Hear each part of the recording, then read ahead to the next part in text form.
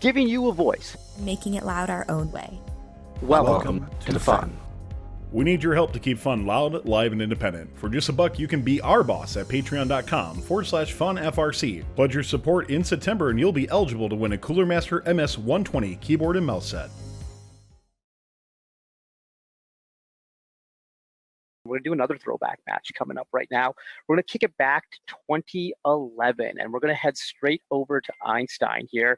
And the game is Logomotion. And the simple explanation of this game was you had tubes to score, and you had to score them on pegs. And then at the end of the match, you had to race a mini-bot up. We'll talk about the mini-bot in a second. The scoring was a little bit convoluted in this game, but it's also irrelevant for the discussion here. But I'll go on the basics. If you could remember, the tubes were shapes. There was a triangle, a circle, and a square. And if you could form a logo, that got you bonus points. So a logo was worth 18, 12, or 6 points, depending on the height it was at. And the big thing in terms of scoring was the Uber tube, which was the yellow tube you could score in autonomous mode. If you scored one of those and you scored it properly, and then you ended up building a row on it, basically Uber tubes were worth 12 points for a properly scored Uber tube. There's lots of different ways that they could be scored and stuff, but I don't really want to get into it right now. But 12 was the number that you need to remember for this match. Now, there was also mini bots, and we could do a whole, candidly speaking, about mini bots. But what it basically was is FRC wanted to try and create some synergy with FTC that year. That ended up failing miserably. But so you had to build a little robot and had to climb a pole at the end of the match. The reason I say it failed miserably is people expected these robots, I think first kind of expected these robots to look like FTC robots, but smart designers and smart teams basically ripped apart the gearboxes for these motors, direct drove them, and they were just like, it was basically the only Tetrix parts that were on there were the 2 motors and maybe some bearings. And basically this, you put magnets on them, they climbed this pole, and it was a race. So that was a really cool dynamic to that game, in that you got points for where you placed in the mini-bot race, except the mini-bot race was very much overvalued. You got 30 points for winning the race, 20 for being in second, 15 for third, and 10 points for being in fourth. Basically, if your alliance wins the race and then your partner just gets a mini-bot up, you're going to win the mini-bot components of the match. So mini-bots were super, super overly valued. And what was even weirder about them being so overvalued is that there was very little separating the top mini-bots from each other. They were going up the pole in about a second. They were crazy fast, and like from the audience, you couldn't really tell who won. And teams were doing all sorts of crazy things to overpower their mini-bots. They were people were freezing motors. People were buying, like, there were literally like $800 battery chargers in teams' pits for teams trying to overcharge their batteries. Teams were running their motors in distilled water to run them in, to break them in. Just all sorts of craziness. Teams were using timers to make sure that they would launch at the right exact time. There were rumors and allegations of teams launching early intentionally because they knew the referees couldn't tell if they launched early. So it was like, for context, if you launched before, what was it, the 30 seconds, that tower was disabled for the match. you would automatically lose the race, get 0 points out of it. But except it was being judged by referees, and we're talking about like 10th of a second reaction time and stuff. So it was crazy. But anyways, the mini bots aren't really the point of this match because like there's really no strategy to them, aside from, hey, let's make sure we launch early. But what I really want to talk about is the defense that's played in this match. But I guess one of the other things is, I don't know what you guys think, but I always consider this to be one of the more simple games in FRC history. And I think because it was so simple that everyone could like just kind of build a linear elevator to go up or do a jointed arm. The top of the field was very flat, so there wasn't a lot like in some years, the best team in first and the 20th best team in first, there's like this massive gap. But in 2011, things were really, really flat in that top tier. And also, with the way the scoring worked on the rack, there was such diminishing returns past the like 6th tube and then definitely past the 12th tube. Basically, all the alliances on Einstein had equal tube scoring power, even if some of them seemed super overpowered. And that meant that most of these matches were going to come down to the mini-bot coin flip or who effed up in auto. So it was this very neat sort of dynamic there. But because of that, of how close things were, defense could be a giant X factor, where if you could stop teams, if you could really bring down their tubes, so instead of like putting 12 up on the rack, the alliance is down to like a 6 or a 7, that absolutely could be a game changer. And when I say absolutely be a game changer, it could change the impact of the mini bot race, which was kind of what it came down to. So it was an interesting game here, and we're going to get ready just to get this started and watch how this plays out. So we're going to start obviously in autonomous mode. Now the king autonomous mode that year was the 2-tube auto, where this was like the gold standard. The best teams in the world were doing it, where they would score their own tube and then they would pick up their partner's tube and score it. There was only, I guess the platinum standard would have been Team 233, who had a crazy 3-tube auto. But the top teams that year, and we'll see in this match, 217 and 111, 254 will run 2-tube modes. Let's actually set up the match and talk about the teams in this match, because it was this match is stacked. Einstein was really stacked that year. It was one of the years where you get to Einstein and you're kind of giddy because like all the top teams were out there. And so on the Blue Alliance in this match was team 254, 111, and 973. If you want to talk about stacked, this was the number 1 scoring, number 3 scoring, and number 5 scoring tube robots in their division, all on the same alliance. Mind-boggling how this happened. We could do a whole episode on the alliance selection from this division, but either way, super, super stacked. 54 and 111 were good for about 6 to 7 tubes a match. Their averages were actually 6.5 and 6.11 at championship that year, while 973 came in like at about 5.5. So like they could fill the rack if they wanted to. On the red side, you had a really crazy alliance. It was the number 7 alliance from their division, captained by Team 217, who was one of the best teams in the world that year. Again, 6 or 7 tubes per match. Team 1503, who's my go-to example of a simple robot that just succeeds. Single jointed arm. They couldn't actually pick up tubes off the ground. They had to go to the feeder station, but they were just so well driven. Our co-host on the show, FUNalysis, Nick Lawrence, was the driver for that robot. And this robot was just like so simple and so well done, just so effective. It was great. They were usually about like a 4 to 5 tube per match robot, but if they were undefended, they could do a lot more. And then Team 25, who was a solid tube scorer, but also a great defender. So what's really interesting in this match is that 973, who's a great scorer, because 254 and 111 can do so much on offense, 973 can be shifted to defense. And this is back in the era where 2 offense plus 1 defense was super common. And we're going to see 973's defense. But 973's defense becomes really important because of what we see happen here in the autonomous mode. So let's take a look at auto.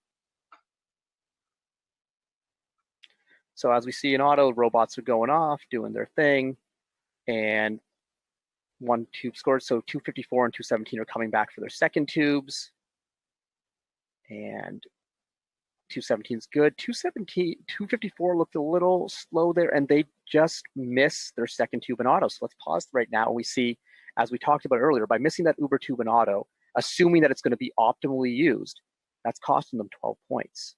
And 12 points is a lot here, because if you think about the value of 12 points, you got to think about the power of the mini-bot race. This basically means if all things are equal, the Red Alliance can afford to lose the mini-bot race if they just get second place and third place and still win this match, which is a huge bonus for them because 973 hit the fastest mini-bot in the world.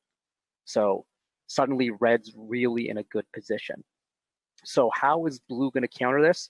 Well, now it's time to get to what we came here to talk about, is 973's defense. So let's let this go. And I'm just going to pause it for 1 second here as well, as that we see that first 2 come out. Part of the reason why 217 was so good this year, they had one of the best human players in the world at chucking the tubes down the field, so 217 wouldn't have to run full cycles. They were doing half or quarter cycles. The tubes would basically just end up on the beak of their robot. But right here, Ray, their human player, makes a little bit of a mistake, and we'll see what happens with their first tube as it's flying through the air. And it actually lands, goes outside the field. The other tube ended up in a protected zone, and so there we go. So it ends up outside of the field. So now 217 is kind of left waiting. So let's rewind back to start a teleop again. And just watch 973 and watch them go at 217. And there you see 973, and they lock on. and they are just gonna hold on to them. So let's pause in here. Let's talk about what's happening. Like I said, there's two types of ways to play defense in FRC. There's positional defense, which typically involves figuring out where your opponent wants to go and getting in their way and blocking their path. So you're not actually contacting them. You usually try and get perpendicular to them and prevent them from advancing. What 973 is doing here is they're playing the other form of robot-on-robot defense, which is they're going to engage them in a pushing battle. But they're not going to push head-to-head. They're going to try and get perpendicular to them and engage them in a T-bone. And we're going to see that right there as it's paused, as producer Tyler is showing, 973 is ramming into 217. And 217 can only kind of go in circles because of this. So let's just watch this play out. So now 217 finally grabs a tube. And now 973 is going to be really smart because they're going to stick with them for a bit. And they let them go. Pause. And we're pausing right here at 94 seconds. Why did they let them go? Because the ends of the field that year, where you see that red tape on the field on the left side of the screen there, is a protected zone. And blue robots could not contact red robots in that zone. And so 973 was really smart to back away. One of the reasons why defense isn't effective in FRC a lot of the times is the teams who are playing defense end up giving back the points they deny in the form of fouls. So 973 knows that if they want to play this defense and for it to be valuable, they can't take penalties. So they back off early enough. But here's what usually happens when teams back off when they're playing defense. They get bored and they drive away and they go defend someone else, or they go try and pick up a tube, because it is, when you're in there in a match and you've got your control of those joysticks or you're drive coaching, it feels like you're sitting there doing nothing forever. And it feels like, well, I should be doing something. But 973, they're super smart. Adam Hurd was coaching them at this point. He has his driver sit and wait. And so let's let this continue. So there we see 217 score their first tube of the match. Spoiler alert, it's the last tube that they'll score. And 973 is going at them. And watch what happens now. So 217 tries to get a tube. 973 keeps hitting them, keeps them away. But now they grab them, and now they're going to dance. And they're just going to spin in circles here, because what's happening right now is we let them spin for a little bit. And let's pause things again right here. This is called a T-bone pin. Some people refer to it as a friction pin. And what happens here is the friction between the bumpers of the team is so strong that 217's drivetrain can't overcome that friction to break the turn. This was talked about a lot in FRC because it was the secret sauce to derailing the best teams in first, because all the top teams that back then would have multi-sim drivetrains with 6 traction wheels, basically. And the goal was to get as much grip on the carpet as possible. So and you weren't going to push them away from something, but it was to engage them in these T-bone pins. I think of some of the best alliances in FRC, and they were knocked out by T-bones. In 2006, the championship 11-14's alliance got taken out by a T-bone pin. 2008, Team 987, who I thought was the most underrated robot in the 2008 season, got taken out by a T-bone pin on Einstein in the division finals before they could even get to Einstein. And we see it again here with what's going on. So now, Mason, like, you've been a designer in FRC for a long time and been on some of the top teams. What do you think? Like, how did you try and deal with the T-bone pin? Why was the T-bone pin so effective?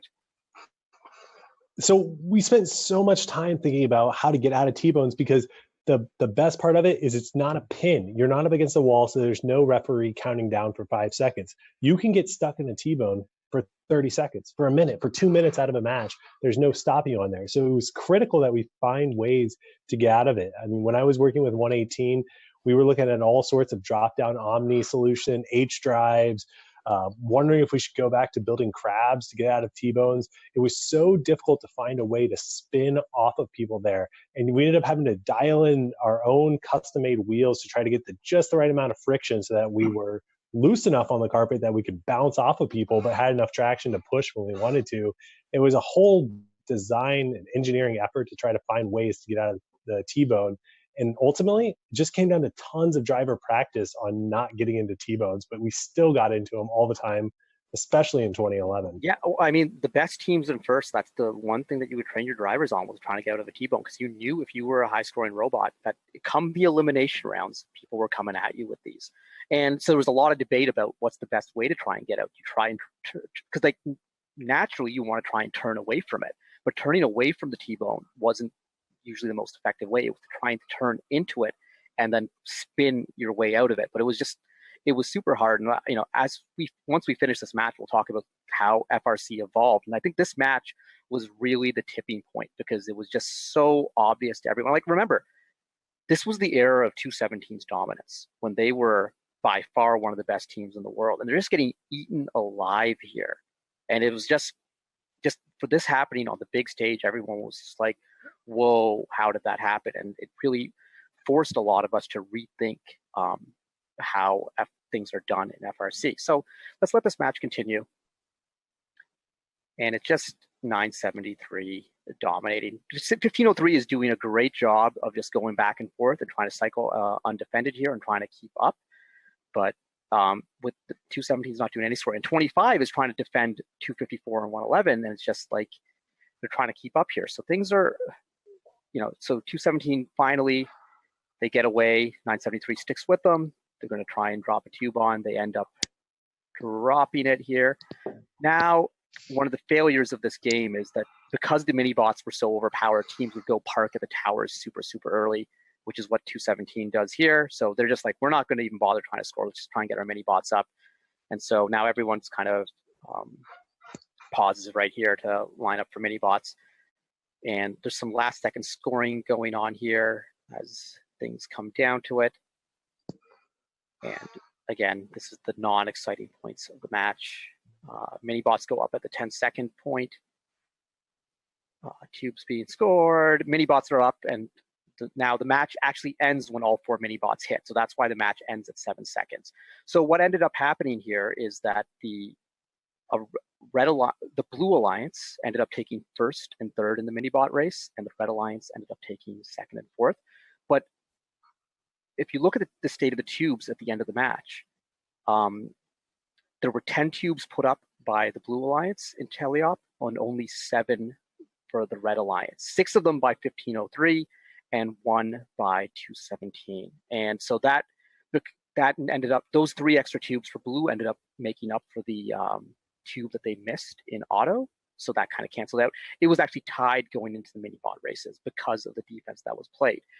If 217 has a normal match here, they probably if they put up their 6 tubes, which is not unreasonable to ask for them, they would have a big advantage going in, and they probably win this match because they can overcome the 15 points. Like, even if 254 scored their tube in auto, they should have this match if they play it out normally. But especially with that miss, you would think that Red would be in a position of advantage, but it was the defense that really threw this match apart. And I mean, this totally changed FRC, because afterwards there were all sorts of questions about how you design your robots, and people changed the configurations of drivetrains. I want to pull up a post from Chief Delphi here, and this is Paul Copioli talking about the changes in his design philosophy. And if you look at it, he says, why do I like 4 Omnis? The T-bone. After 2011 Einstein, when 973 basically just, I can't read, my eyes can't see everything there on the screen there, but he basically said, never again. I'm not doing it again. I don't want to have that much traction. And that's why 3310 runs with so many Omnis now. So teams started, instead of doing 6 traction, teams started going to 2+2 or 2+4, 4+2, having a couple Omni wheels on there so you have less traction and you can kind of spin your way out of the T-bone. Other things that teams started doing was drop-down caster wheels to help spin out. Butterfly drive became a thing where you would have your traction wheel on the outside and then you would have powered drop-down Omni wheels. Almost everyone does this now with a slick bumper fabric, where teams, instead of using the old Cordura, which basically 2 robots with Cordura would lock themselves up and it was almost like Velcro, teams use this sailcloth now that's super slick, so there's less friction between the 2 robots. And octagon chassis teams have been doing, so there's a less of a contact surface for when you push someone from the side. Mason, PJ, have you seen how designs have changed in your regions since then? Yeah, one thing that I think is been really common is people have to watch how they power their drivetrain. With so many motors being available, 6M drives or 8775 Pro, you get locked up in a T-bone and you're trying to get out of it. You're stalling your drivetrain. We'd see robots, they'd stall out and then pop their breakers from this as well. So, even your transmission choices can come down to making sure that you're capable of withstanding the power it takes to drive out of one of these things. Yeah, and also, it's been touched on. Someone in chat asked, "What's crab drive?" And crab drive is, a drive that train with drive wheels that can rotate, such that you can swerve or go sideways and go in multiple different directions. And swerve is one way, and a lot of teams really thought hard about doing swerve because it was like, well, at least if I can swerve, I can get out of these T-bone pins. But of course, swerve brings in like all sorts of other elements of difficulty and that sort of thing. But swerve is one way to kind of get away from this. We got a question from Gray Phantom Delta 5813. Is that protected zone equivalent to the loading zone in 2017? Yeah, but pretty similar. I think the rulings were sort of. PJ, you want to give your recommendation? It was. It's somebody brought it up. Somebody mentioned this in chat as well. When you interfered with someone in the protected, the lanes on the side were pretty equivalent to the protected zone in 2017. But that scoring zone, if you interfered with someone in that, it was a red card. Oh, so I like didn't remember that. Now I do. Yeah. Yeah. So that was So like I said, the lanes on the side were pretty equivalent because I think that was a tech foul if you contact someone there. But those scoring zones by your pegs were a red card if you interfered. So like that was a real big no-no. Another question or more of a comment in chat is, I think this should be considered a pin and be counted by the refs, right? PJ? No. Number one, that's my short answer. I would love to go to the question box at one of your events. Like, no. But okay, so for more explanation, number one, pinning rules have changed since 2011. Number one, I think around 2016 they updated it, but back in 2011, if you weren't pinned up against a field element, it wasn't a pin. Like that was in the rules. Like you had to be pinned up like against an immovable object. So like T-bone pins, T-bone strategies, there weren't pins. They just didn't exist. They were not pins. Because of the way the rules are written. Even now, since they updated it so you don't necessarily have to be held against an immovable object, for the most part, T-bones are still legal because the idea is you can drive out of a T-bone just because your robot isn't strong enough or you don't know how to like do the little like flipping maneuver that some people learned how to do. That's not the other robot's fault for T-boning you. But so even with the sort of updated 2016 pin rules, it's still T-bones are still generally considered legal. Just because you can drive out of them. Like you can see it, like I said, a lot of people started to do this little like sort of like you do like the backwards spin like out of it kind of deal, especially with the slicker bump material that would work. I wish I had a video of an example, but I don't. But you sort of like kick out of the T-bone. So that was why it was never counted as a pin, why it probably will never be counted as a pin. Right. And there's definitely fewer T-bones nowadays. A lot of it is because of the design decisions that teams have been making, but also game design has changed a lot, and there's less of these wide open spaces, and there's a lot more protected zones, and so it's less of a thing. But as soon as FRC comes back with a game with wide open space, it will be a thing again. And as people forget the lessons of the past and start again going with the rougher bumper materials and stuff, it's a thing. And actually, one thing that a lot of teams have been talking about is doing high friction bumper materials on your front and back, and then doing slick on the sides. So you're good at engaging people in T-bones, but you're good at escaping T-bones as well, which is which is another cool sort of thing. Yeah, there's so many other little details too. Like people were going with searching for the hardest pool noodles that they could find, or how tight they wrap their pool noodles to their bumpers. Because if you have loose wrapping, then when someone hits you, you ride up on top of them, so you don't get as much weight on the ground, which kind of hurts you there as well. And back here in 2011, I think the predominant wheel of choice by most teams was wedge top, super high traction. Thanks to the IFI wheels at the time. Now a lot of people are using these Coulsons or different types of materials that don't quite have as much stick to the ground, and not sticking to the ground is kind of a benefit for getting outside of the T-bone here, because you bounce off of people instead of staying glued to your position. Right.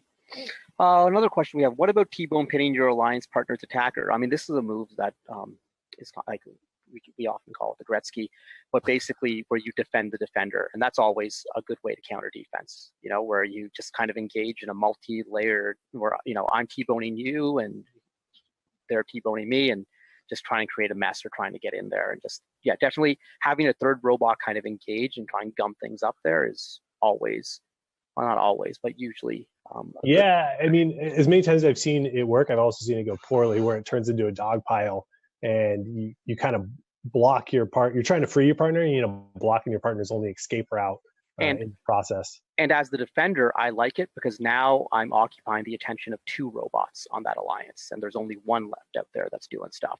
So it really opens things up for my opponents are scoring less, but my partners have free reign of the field at this point. So thank you to all of our co-executive producers, keeping fun loud, live, and independent. Pledge your support. Go to patreon.com/FUNFRC.